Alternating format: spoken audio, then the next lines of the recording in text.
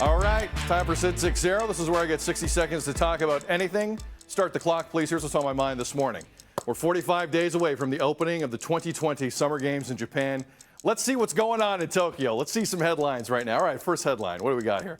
We got 10,000 volunteers have quit. All right, not good. Might be because only 10% of Japan has been given the first dose of the vaccine. All right, so that's the thing. Let's go to the next headline. What else is going on here in Tokyo? Tokyo Olympics. The games coming up very soon here. What's happening here? What's happening here? Next headline. What's going on? Here we go. Tokyo Olympics president hints local fans will be banned from games. Okay. Well, that makes sense. International fans were banned from these Olympics 2 months ago. Come on, there's got to be some good news here. There's got to be some good news. Let's see another headline. There's got to be. Okay, here's one.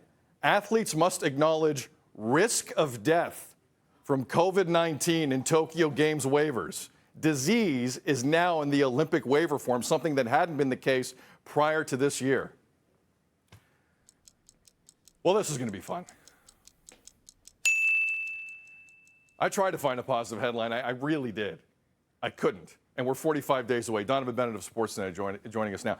Donnovan, are you like me? Do you have a really weird feeling about these games right now, over a month out from it? Forget about like us. How about the people in Japan? 80%, based on recent polls, who believe that the games shouldn't happen. How about the healthcare workers who are worried that they're already tapped out in terms of the resources? How about the many people who think the legacy of these games are going to be, forget about the South African variant running rampant through the country when, to your point, 3 creeping to 4% of people at this point are fully vaccinated. How about the fear that there's going to be a Tokyo 2020 Olympics variant that is the legacy of these games? Point. And I didn't misspeak, 2020, because that is what these games are still called. That is what is on the merchandise, because this is all about business. This is all about money and recouping all the money that they lost by not having the games last year. It's not about the Olympic spirit. It's not about the torch. It's not about winning. It's about money. And so certainly there's real reason that the country is being put at risk so that we have something to watch for a couple weeks. Got about 30 seconds, Donnovan. Are you surprised the Canadian Olympic Committee has been this quiet?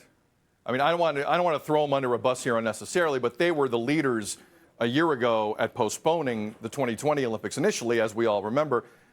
They're not really saying much right now. Are you concerned for our athletes? Because I'm starting to get a little concerned.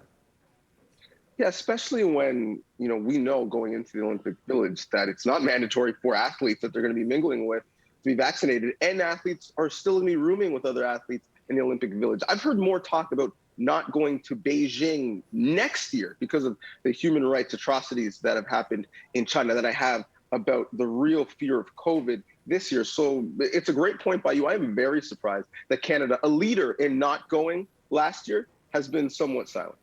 To be continued. Donnovan Bennett, Sportsnet. You are amazing. Love you, brother. Love you too. Olympics again, a little over a month out. Who knows how this is going to take place. Director of Sinai Health, Dr. Andrew Morris, will be joining Mel and I after the break. Stage 1 of opening in Ontario is going to begin Friday at 12:01 a.m. Do you have questions for Dr. Morris? This variant isn't going anywhere. This disease isn't going anywhere. 1-866-267-3797. Feedback at breakfasttelevision.ca. Twitter 24/7 at Breakfast TV. It's 6:44. Good morning, Toronto. This is BT.